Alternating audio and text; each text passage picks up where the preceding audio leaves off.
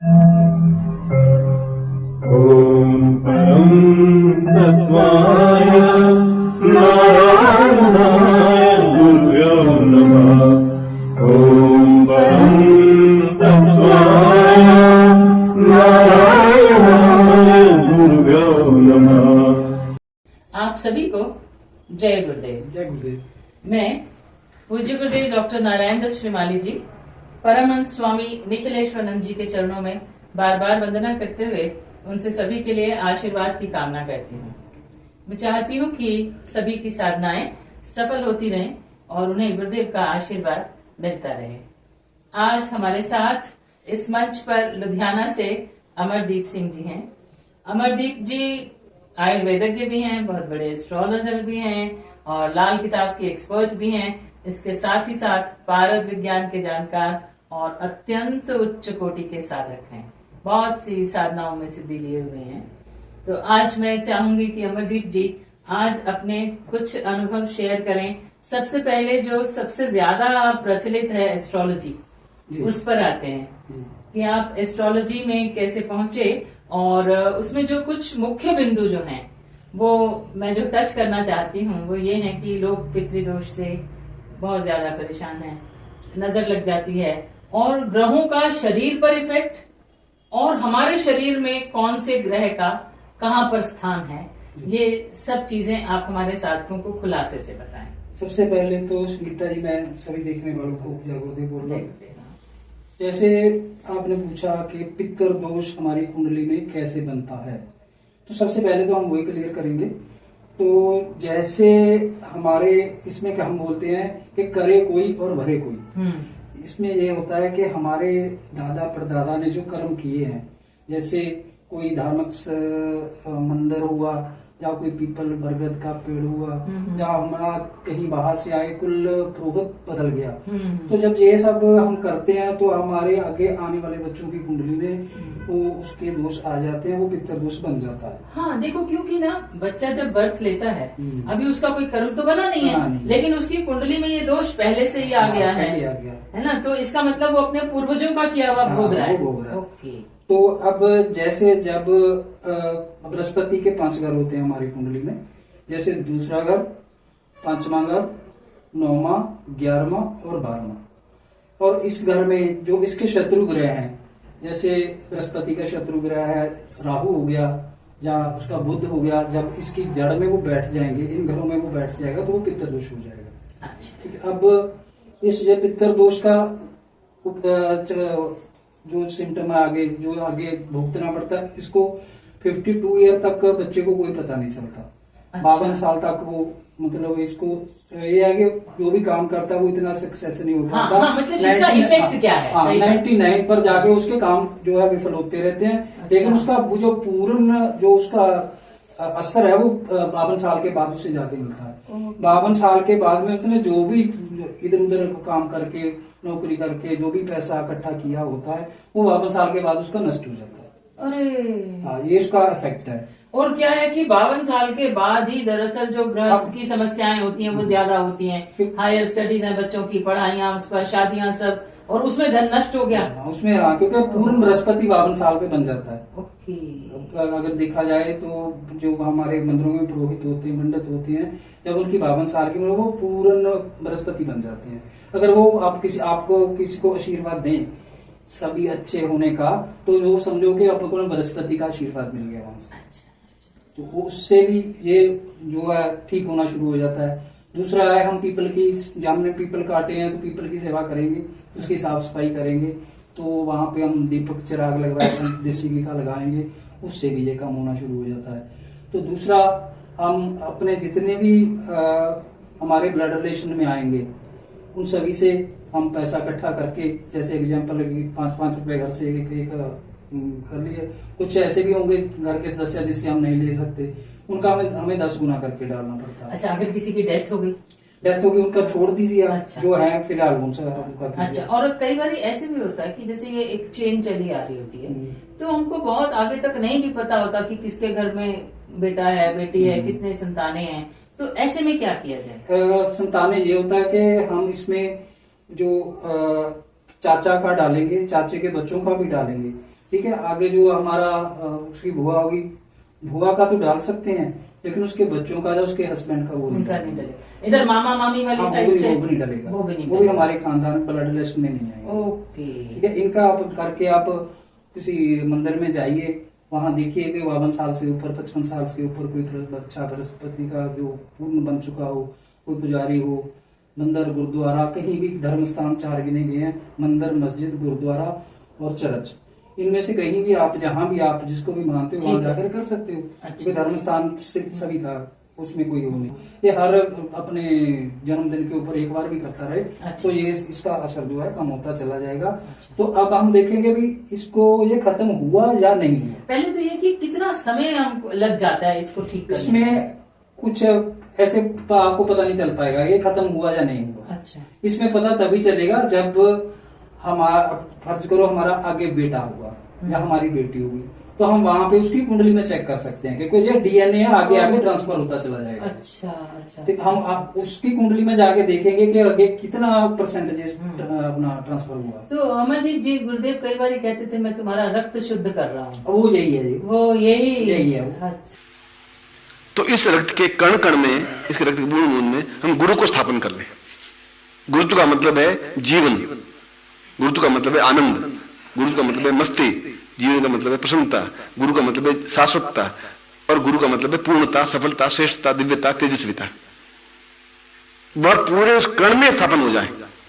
Main दिक्कत इसी यहीं पे आती है।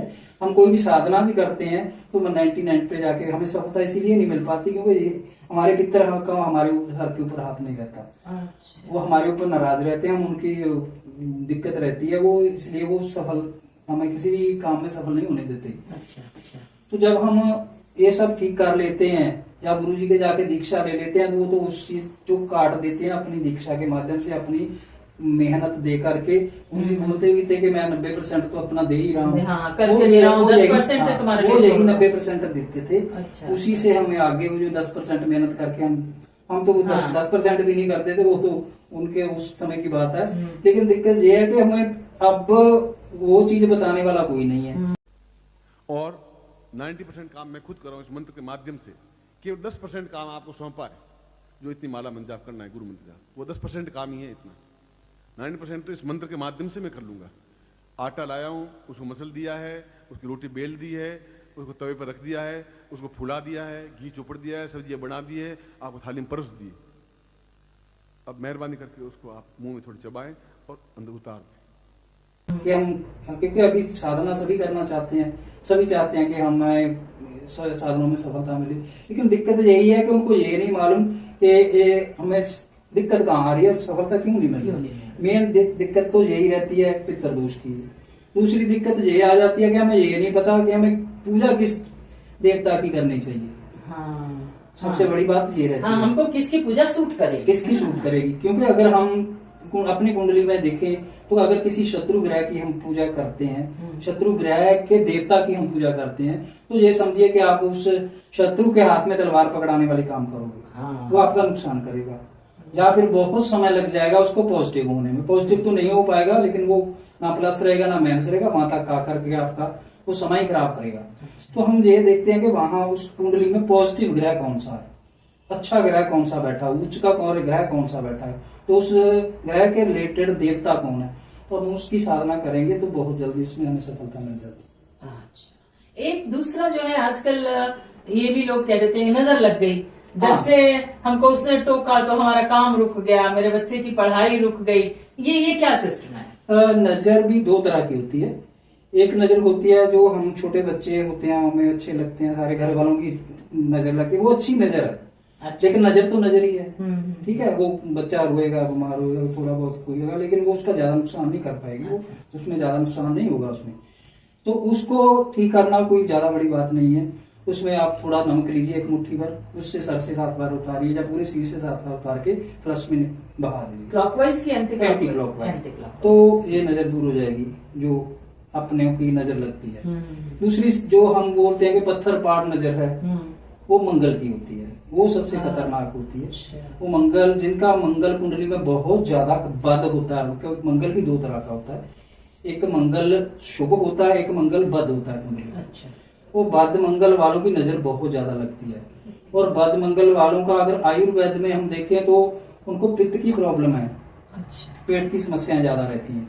ये उसकी मतलब ये पहचान है कि मंगल खराब है। हाँ, मंगल बद खराब है। मंगल मीन्स मंगल खराब हाँ, है। पेट की समस्याएं रहती हैं, खाया पिया पचता नहीं है, तो एसिडिटी रहती है, वो दिक्कत रहती है उसको, तो मंगल उसका बाधा है, वो मतलब आगे जाके वो उसकी नजर भी ऐसी लगेगी, वो जो पत्थर पाड़ हो जाती है। कई बार इसका कॉम्बिनेशन भी बनता है, साथ में अगर राहु भी मिल जाए तो और ज्यादा खराब हो जाता है, वो नजर ज्यादा खराब होती है।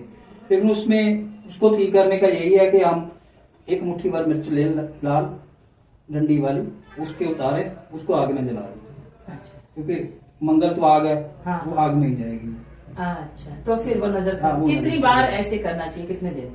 इसका कोई आपको पहचान तो आएगी नहीं, आपको सिम्टम ही दिखेंगे कि हम इसकी नजर लग गई। जब को आपको लगे कि महसूस हो कि ये ऐसी दिक्कत आ रही है तो कर लेना चाहिए, नहीं तो 15 दिन महीने बाद आप करते रहिए। अच्छा, वैसे ही रिपीट करते आप रहे करते रहिए, कोई तो दिक्कत अगर नहीं। इफेक्ट कोई आएगा तो खत्म हो जाएगा। खत्म हो जाएगा। अच्छा अच्छा अच्छा अच्छा, दूसरा जो है, एक तो ये बताइए कि आप एस्ट्रोलॉजी के फील्ड में आए कैसे? ये तो कहानी तो लंबी है, लेकिन मैं बता रहा हूँ। तो मैंने एक्चुअली, मेरा तंत्र का काम रहा है, मैं जब से गुरुजी से जुड़ा हूँ मैं तंत्र में ही बिलीव करता था, और तंत्र साधनाएं ज्यादा मैंने की हैं, शमशान साधनाएं भी की, सभी किया। तो मेरा इसमें कोई अभी रुझान नहीं था ज्योतिष में। तो ज्योतिष में जब कोई हमारा कोई एक रिलेटिव था, उसका कोई दिक्कत आई उसको, मैं तो मेरा कोई एक दोस्त था जानने वाला, तो मैंने उसको कुंडली देखने के लिए भेजा उसका, कि उसकी शादी का कोई दिखा है, वो देख के मेरे को बताओ। ठीक है। तो उसने जो कुंडली देखी तो उसने उसको जैस कर दिया, तो हमने उसकी शादी वगैरह वहां पे करवा दी। तो शादी करवाई तो वो शादी चली नहीं, वो टूट गई। शादी टूटी तो उसके बाद फिर मैंने उसको पूछा, भाई ये क्या? तो उसने कोई मतलब अच्छा कोई जवाब नहीं दिया मेरे को, पॉजिटिव कोई जवाब नहीं था उसके पास। तो उसके बाद फिर मैंने फिर एक बार और उसी से मैंने दूसरी बार वो वैसा ही काम होना करना पड़ा, वो भी उसने वैसा ही किया। तो जब 2 बार हो गया तो मैंने सोचा भाई ये, वो अपने आप को बोल रहा है कि मैंने 40 साल हो गए मेरे को ज्योतिष सीखते हुए, मेरे को ज्योतिष की जानकारी है। तो मैंने फिर वहां से मेरा मन टूटा वहां से। उसके अलावा एक और मेरा दोस्त था, मैंने 2 जगह ट्राई किया उस चीज के लिए। अच्छा। तो दोनों ने ही मेरे को कोई अच्छा उसका रिस्पॉन्स नहीं दिया। ओके। तो जब मैंने देखा कि भाई ये दिक्कत आ रही है, तो मैं कहा भी खुद ही हथियार उठाना पड़ेगा, तो खुद ही कोई मेहनत करनी पड़ेगी। तो फिर मैं इस फील्ड में आ गया हूँ। तो मैंने देखा कि अब इसमें करना क्या चाहिए, तो थोड़ी सर्च की, तो मैं इसको लाल किताब को मैंने कहा इसको करते हैं, क्योंकि वैदिक में तो मेरे को कोई उपाय मिलेंगे नहीं, वहां तो मैं लोगों का जाप करते ही रह जाऊंगा। तो वहाँ उस वैदिक में कोई उपाय नहीं मिलते, इसमें उपाय मिलते हैं, हमें खुद करना भी नहीं होते, हम बता सकते हैं भाई ऐसे कर लो, तो हाँ उसमें हमें अच्छा रिजल्ट मिल जाता है। वैसे इफेक्टिव रहते हैं लाल किताब के? हाँ, इफेक्टिव रहते हैं अगर सही तरीके से किए जाए तो।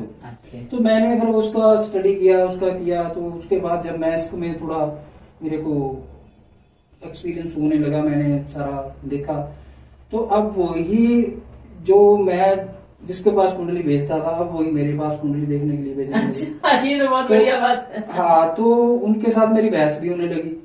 तो बहस इसलिए होती थी, वो बोलते थे कि यहाँ ऐसा है, तो मैं एग्जाम्पल के साथ बोलता था ऐसा नहीं ऐसा है, तो उनके पास कोई जवाब नहीं होता था। तो जब ये सब देखा कि भाई ये भागने लगे हैं मेरे से, तो मैं समझ गया कि मैं सही रास्ते पे जा रहा हूँ।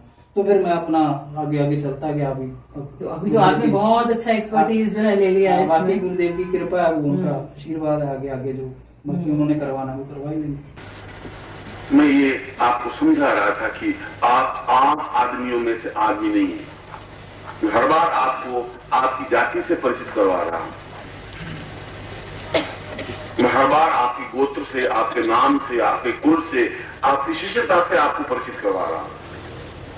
मैं आपको परिचित करवा रहा हूं कि आप खुद समर्थ हैं, आप क्षमतावान हैं, आप एक योग्यतम गुरु के श्रेष्ठतम शिष्य हैं, इस बात को।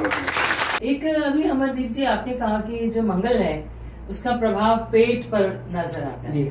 ऐसे बाकी ग्रहों का भी शरीर के किसी न किसी हिस्से के साथ कनेक्शन होगा? हमारे जितने ग्रह हैं सभी का जो है वो अपने शरीर पे उनका असर रहता है। जैसे बुध ग्रह है वो हमारे नसों का है। अच्छा। शरीर में जितनी नसें हैं वो बुध हैं, हमारे दांत हैं ये भी बुध हैं। तो ऐसे ही जो हमारा शरीर में ब्लड है ये मंगल है। जो हमारे शरीर में व्हाइट सेल है ये शुक्र है। जो हमारे शरीर में हड्डियां हैं, ये हमारा शनि है। अच्छा। तो जैसे बृहस्पति है, ये हमारी सांस जैसे लेते हैं, जो चेस्ट है, चेस्ट से रिलेटेड कोई बीमारी होती है तो वो एक बृहस्पति की है। जो राहु है हमारा ब्रेन है, तो केतु है जो हमारे पाँव है। अच्छा। अगर इनमें से कोई भी दिक्कत हमें लगती है तो ये समझ लेना चाहिए कि कुंडली नहीं भी हो तो सोच लो कि ये ग्रह खराब हो रहे हैं हमारी कुंडली में। अच्छा, मतलब इससे आपको पता चल जाएगा किस अंग में प्रॉब्लम है कि तो इस वाले ग्रह में दिक्कत हाँ, है। इसमें दिक्कत है। वो हमें जरूरत नहीं होती कि हमें कुंडली ही देखनी पड़े, ये सिम्टम में भी हो जाता है। अच्छा। उससे भी जो हम देख सकते हैं कि वे कौन सा ग्रह है हमारी कुंडली में। बाकी जो ब्रह्मांडे सोई पिंडे, जो बाहर है वही आपके अंदर है। इसको 3 तरह आप ठीक कर सकते हो इन चीजों को। एक तो आप मंत्र जाप के जरिए ठीक कर सकते हो, क्योंकि ग्रहों के मंत्र भी होते हैं। दूसरा अपना खान पान ठीक करके कर सकते हो। अच्छा। तीसरा ग्रहों के उपाय से ठीक कर सकते हो। ग्रहों के उपाय से। अभी जो है, अभी आपने एक चीज बोली, यथा पिंडे तथा ब्रह्मांड, मतलब ये है कि ये जो बाहरी ब्रह्मांड है यही हमारे अंदर भी विराजमान है। हमारे शास्त्रों में तो बिल्कुल स्पष्ट रूप से कहा है, और गीता में बिल्कुल 2 कृष्ण ने कहा है कि ये सारा ब्रह्मांड हमारे अंदर निहित है। यदि हम अंदर चिंतन करके उस ब्रह्मांड को देखने की क्रिया संपन्न कर सकें, और अंदर उतरने की क्रिया साधना के माध्यम से ही संभव है, और वहां उतर करके हम भूतकाल को भी, अपने जीवन के भूतकाल को और अपने जीवन के पूरे वांग्मय के जीवन के भूतकाल को देख करके और भविष्य काल को देख सकते हैं, जिसके माध्यम से ही हम अपने जीवन का निर्माण और जीवन की रचना और जीवन की अनुकूलता और प्रतिकूलता को आंक करके उसके लिए बिल्कुल अनुकूल स्थितियां पैदा कर सकते हैं। जब वो जन्म लेते वक्त आपका उस समय के ग्रह थे वो वहीं रुक जाते हैं उस समय। ठीक है। वो कुंडली आपकी वहीं रुकी रहती है, वो है आपका जन्म कुंडली जो बनती है। ठीक है। उसी के हिसाब से आप सारे कर्म करते हो, उसी के हिसाब, कोई माने ना माने वो अलग बात है, उसी के हिसाब से आपका मकान बनता है, उसी के हिसाब से आप जिंदगी भर कर्म करते रहते हो। Very good, very good. अच्छा या बुरा, जैसे आपके ग्रह में जैसे ग्रह बैठ गए वही काम करेंगे। वो जैसे ये कहते हैं जैसा इंजन बन गया उस समय वैसे ही चलेगा। ठीक। एक चीज अमरजीत जी, जैसे आपने कहा कि बर्थ के समय जो आपका प्लेनेट का चार्ट बन जाता है, ठीक है, लेकिन वो क्या सारी उम्र वैसे ही चलता वो है? उम्र भर के लिए रहेगा आपका, उसको हम बदल नहीं सकते? नहीं, उसको नहीं बदल सकते। उपाय के जरिए हम थोड़ा बहुत उसको अपने हिसाब से कर सकते, लेकिन वो शेल्टर ही होगा एक। तो जैसे बारिश हो रही है, हम छतरी लेके बाहर चले गए, वो वही काम होगा, लेकिन वो वही रहेगा, क्योंकि भगवान ने जो आपको देना था वो उसने बना दिया, वो वही रहेगा। उसको हम ज्यादा हिलचल, उसको छेड़छाड़ नहीं कर सकते। मतलब ये एक फिक्स कोटा आ गया हमारे पास, हमने जो किया ऐसे ही चलेगा। हाँ, जो हमने किया वो हमें भुगतना तो पड़ेगा। तो ये प्रारब्ध के हिसाब से जो है सारा है। हाँ, बाकी वही है। हाँ, ये अभी हम कई बार ये हो सकता है कि हम नए जो बच्चे जन्म लेते हैं, जो ऑपरेशन वगैरह से होते हैं बच्चे, तो उसका हम देख सकते हैं कि हम टाइम अपने हिसाब से अच्छे ग्रह चलूं कुंडली में, उस समय वो भी ले लें, उससे थोड़ा हेल्प हो जाता है। हाँ, क्योंकि नहीं, इसमें ना मुझे एक थोड़ा सा कंफ्यूजन ये आ रहा है कि जैसे मेरी भी एक कुंडली है, उस कुंडली में हो सकता है मुझे संतान से सुख हो सकता है ना हो, लेकिन अब जैसे जो है संतान उत्पन्न हुई और हमने क्या किया, एक सही समय देखा और उस समय पर ऑपरेट करा लिया, तो अब जो मेरी कुंडली में था क्या वो बदल जाएगा? क्योंकि अब संतान के तो वैसे ग्रह आएंगे नहीं। बिल्कुल बदलेगा, अगर हम उसके हिसाब से चले हुए। हमारी कुंडली में हमारे पितृदोष चल रहा है, हमारे बच्चों की कुंडली में भी पितृदोष आ जाएगा। अगर हम उसके हिसाब से चले तो हम 1-2 घंटा आगे पीछे तो डॉक्टर को बोल के कर सकते हैं ना। 2 घंटे में लगन चेंज हो जाता है। अच्छा, तो वो लगन में अगर 2 घंटे में चेंज होगा तो लगन, अगर वो बृहस्पति के शत्रु ग्रह बृहस्पति के घर में जा रहे हैं तो आगे एक घर आगे या पीछे हो जाएंगे। अच्छा, मतलब हम इसको बदल सकते हैं अगर हमको पहले से थोड़ा आइडिया हो कि जो हमारे साथ प्रॉब्लम है वो आगे हमारी प्रोजेनी में नहीं जानी चाहिए। हमें उस डॉक्टर के साथ हमें रखना पड़ेगा मेलजोल, तो उसके समय उसको बोलना पड़ेगा कि भी जब हम चाहें तब हमें। हाँ, तो तब जो है ये चेंजेस आ सकते हैं। लेकिन जैसे कहते हैं कि भाग्य को बदला नहीं जा सकता, तो ये बिल्कुल भाग्य को नहीं बदला, लेकिन अब ये थोड़ा संभव है। मतलब ये हुआ कि ज्योतिष इतना इम्पोर्टेंट फैक्टर है कि अगर इसको ठीक से जाना जाए तो आप अपनी जनरेशंस का फेट बदल सकते हैं। बिल्कुल, ये तो आपने बहुत ही अच्छी इन्फॉर्मेशन दी हमको, तो ज्योतिष का जो है सदुपयोग किया जाए। बिल्कुल, मैं तो यही चाहूंगा कि जो भी हमारे नए साधक हैं, जो साधना में सफलता प्राप्त करना चाहते हैं, उनको अवश्य ही इसको एक बार अपनी कुंडली दिखा करके देखना चाहिए कि हमें हमारा इष्ट कौन सा है, हमारे कौन सी साधना फलेगी, उसी के हिसाब से आगे बढ़ना चाहिए। अच्छा। बाकी जो प्रभु जी हो, गुरुदेव जी जिसको जो देना चाहते हैं मिलेगा तो उसी को वो। तो हम तो सिर्फ ये है कि हम हेल्प भी कर सकते हैं। ऐसे है ना, अब इतना ज्ञान भी अगर किसी को मिलता है तो वो अपनी डेस्टिनी को, अपने भाग्य को बदलने की कोशिश तो कर ही सकता है ना। बाकी आगे तो उनके हाथ में है। अगर हम प्रयास करते हैं तो हम उस हिसाब से साधना प्रयास करने से ही सब काम। मैंने आपको बोला था कि ये जो अपनी पृथ्वी है, ये कर्म प्रधान है। जब तक हम कुछ करेंगे नहीं तब तक हमें ग्रह भी खराब नहीं करेगा कोई। हम घर में ही आराम से बैठे रहें तो ग्रह ने क्या, जब हमने कोई कर्म किया ही नहीं, अच्छा या बुरा, तो उन्हें फल भी क्या देना है। हम जाके कहीं किसी को छेड़ेंगे, किसी के पत्थर मारेंगे, तभी हमें कुछ तो हमको काउंटर एक्शन होगा। वो हुआ हमारा कर्म। साधना में बैठे वो हुआ हमारा कर्म। हम सही मार्ग में जा रहे हैं तो जल्दी सफल हो जाएंगे, तो सही मार्ग में नहीं जा रहे हैं तो सफल नहीं भी होंगे, जा हो सकता है थोड़ा ज्यादा समय लगेगा। ये तो एक बात तो ये हुई कि हमने ये डिस्कस किया कि अगर हमारी संतान होनी है और उसको हम बदल दें भाग्य को उससे, तो वो एक फैक्टर हुआ अपने आप का, अपने जीवन को बदलने का। लेकिन कभी ऐसे भी होता है कि अब तो संतानें भी बड़ी हो चुकी हैं, वो भी कोई स्कोप नहीं है और जीवन में प्रॉब्लम्स हैं, तो उसके लिए उसको हम साधनात्मक रूप से कैसे स्ट्रांग बना सकते हैं? तो उसके लिए तो हमें सबसे पहले तो कुंडली ही देखनी पड़ेगी। हमें देखना पड़ेगा हमारा पॉजिटिव ग्रह है कौन सा उसमें से। अच्छा। तो जब हम पॉजिटिव ग्रह को पकड़ करके उसकी साधनाएं करेंगे तो उसमें हमें उस देवता की पूजा करेंगे तो हमें उसमें बहुत जल्दी सफलता मिलने के चांसेस बन जाते हैं। जैसे हमारी कुंडली में कोई अच्छा ग्रह बैठा हुआ हो, उच्च का ग्रह बैठा हुआ, वो तो हमारे साथ में खड़ा ही है, हमारे सब कुछ देने के लिए तैयार है वो। लेकिन ये है कि हमें मालूम नहीं है किससे लिया कैसे जाए। अगर पाठ पूजा भी साथ में हम जोड़ देंगे तो वो तो और सोने पे सौदा हो जाएगा। हमारे प्राचीन ग्रंथों में, चाहे वरामिहिर के ग्रंथ हो, चाहे आर्यभट्ट के ग्रंथ हो, और चाहे अथर्ववेद में इस चिंतन को हम देखें, उसमें स्पष्ट रूप से कहा है कि ज्योतिष अपने आप में एक काल की तीसरी आंख है, जिसके माध्यम से हम अपने भविष्य का चिंतन देख सकते हैं, आने वाली परिस्थितियों को, आने वाली कमियों को, आने वाली न्यूनताओं को। मगर केवल ज्योतिष के माध्यम से संपूर्ण काल को और भविष्य को स्पष्ट आंका नहीं जा सकता। इसके साथ साथ जो हमारी पारिवारिक पृष्ठभूमि है और शिक्षा है, इसके अलावा अगर इष्ट दर्शन है, इष्ट चिंतन है, इष्ट साधना है, तो उस साधना के माध्यम से ही उसमें परिपक्वता आ सकती है। चाहे भारत का प्राचीन विद्वान रहा हो, चाहे वो ऋषि रहा हो, चाहे अथर्ववेद का रचयिता रहा हो, चाहे वरामिहिर रहा हो, उन्होंने इस बात को तो स्वीकार किया ही है कि ज्योतिष की परिपूर्णता के लिए इष्ट साधना अत्यंत आवश्यक है और इष्ट साधना के माध्यम से ही हम भविष्य को सफलता के साथ आंक सकते हैं और उसका निदान, उसका समाधान किया जा सकता है। अगर अच्छे ग्रह को पकड़ के हम उसकी सेवा करते हैं, उसकी देवता की पूजा करते हैं, सेवा करते हैं, तो हम उसमें वो हमें बहुत ऊपर तक लेके जाता है, सभी कुछ मिलता है। तो आपने बड़ी महत्वपूर्ण जानकारी जो है आज हम लोगों को दी है, हमें भी इतना सब डिटेल में पता नहीं था। और बाकी एस्ट्रोलॉजी तो बहुत ही लंबा चौड़ा फील्ड है, बहुत दूर है ये। इसको तो जितना आप नीचे इसमें घुसते जाओगे उतना ही बहुत डेप्थ में है ये। हाँ, तो बहुत इम्पोर्टेंट इंफॉर्मेशन आपने हमें दी, इसके लिए हम आपका आभार व्यक्त करते हैं, धन्यवाद देते हैं। और इसके साथ ही हम आप सबको जय गुरुदेव कहते हैं।